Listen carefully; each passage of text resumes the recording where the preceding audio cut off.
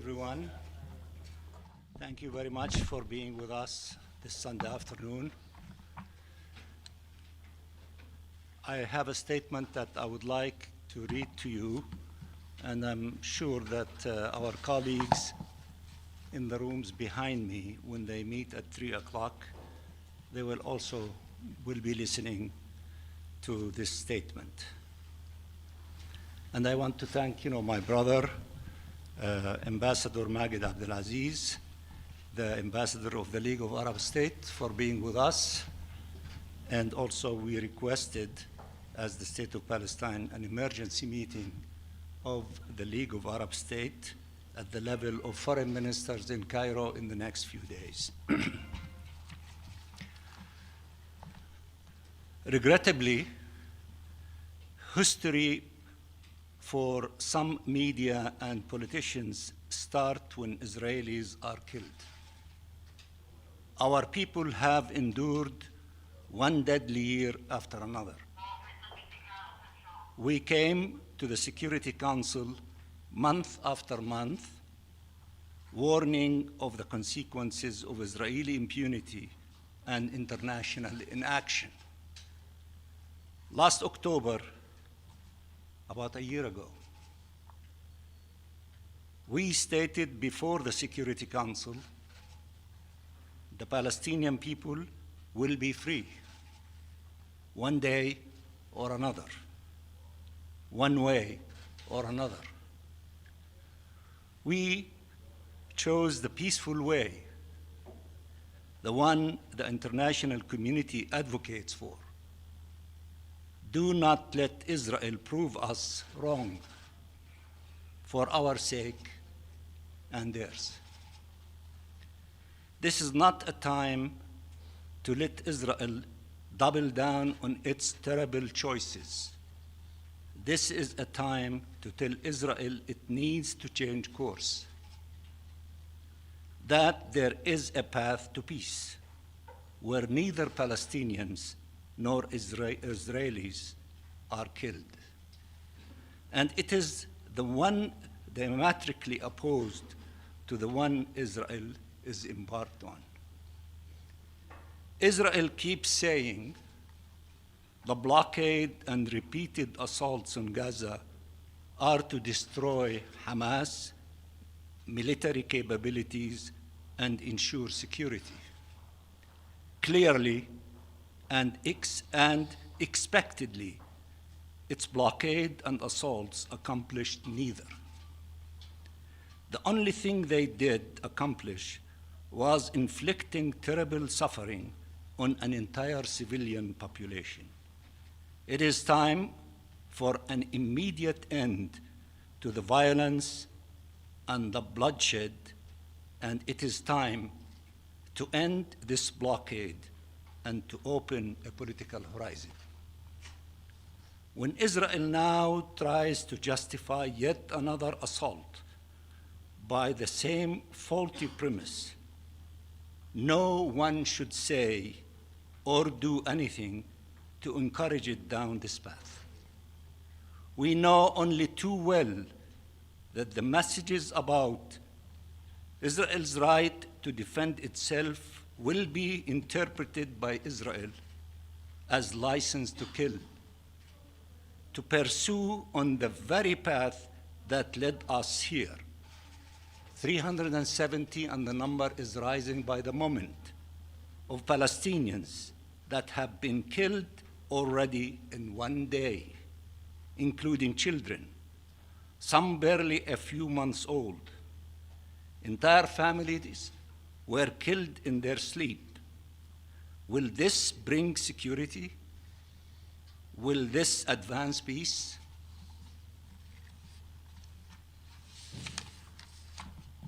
Where is the international protection the Palestinian people is entitled to when the occupying power violates international law and harms those it is obliged to protect?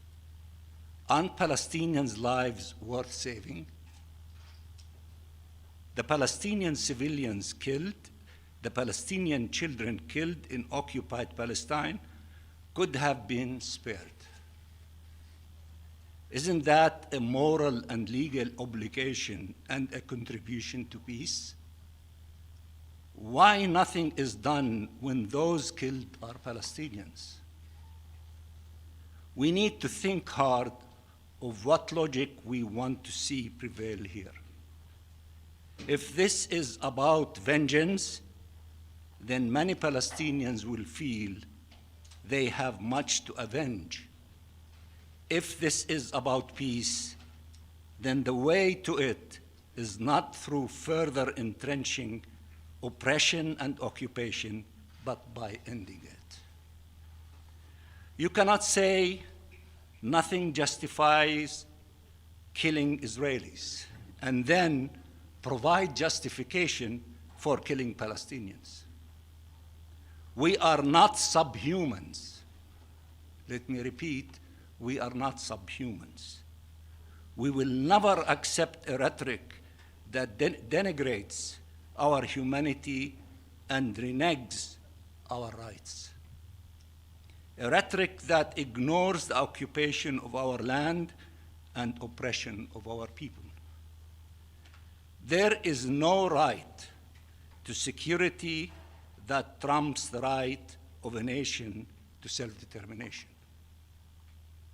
The fulfillment of our right to self-determination is the only path towards shared peace and security. We chose the peaceful path to achieve our rights, but Israel continued using blunt force against Palestinian lives and Palestinian rights. Israel cannot wage a full-scale war on a nation, its people, its land, its holy sites, and expect peace in exchange. One needs to address the root causes of the conflict. And by doing so, we will be addressing its consequences. We have been calling for a different rationale, a different approach. Justice, not vengeance. Freedom, not occupation. Peace, not war. Our calls should be heeded. The alternative is playing out under our very eyes. Israel has announced dozens of times that it had handled the Palestinian problem by war against our people or peace with others since 1948 till a few days ago in the statement of Netanyahu in front of the General Assembly. Netanyahu held during that speech in these United Nations a map denying the existence of Palestine, a map of aggression and annexation. To all the peacemakers, to all those who believe in the UN Charter and international law, one cannot lose sight of the bigger picture. We need to stand up for the vision enshrined in the resolution of the Security Council and the General Assembly, and to take the necessary measures to ensure compliance with their provisions. We need to uphold international law, not abandon it. Everybody in the room behind me, who will be meeting in a few minutes, agree on the end game. Israel expects and demands political and military support while advancing goals that are fundamentally at odds with international legitimacy and consensus. Its policies are an assault on our humanity, on international law, on peace, and are a threat for its own people. Can those supporting Israel ignore its colonialist and racist agenda? That would be self-defeating. A different path is possible. I repeat, a different path is possible. but it cannot ignore the lives and rights of the Palestinian people. It must guarantee them equal measures of freedom and security. You cannot stand for peace if you do not stand up to occupation. Do it because it is the right thing to do, morally, legally, politically, and because it will save lives. Peace will save lives because it is the only way forward. I thank you very much. We have copies for those who are interested to give it to you. Thank you. And have a good afternoon. معالي السفير سؤال واحد Yes, بالعربي. yes, I will give you. معالي السفير سؤال واحد بالعربي.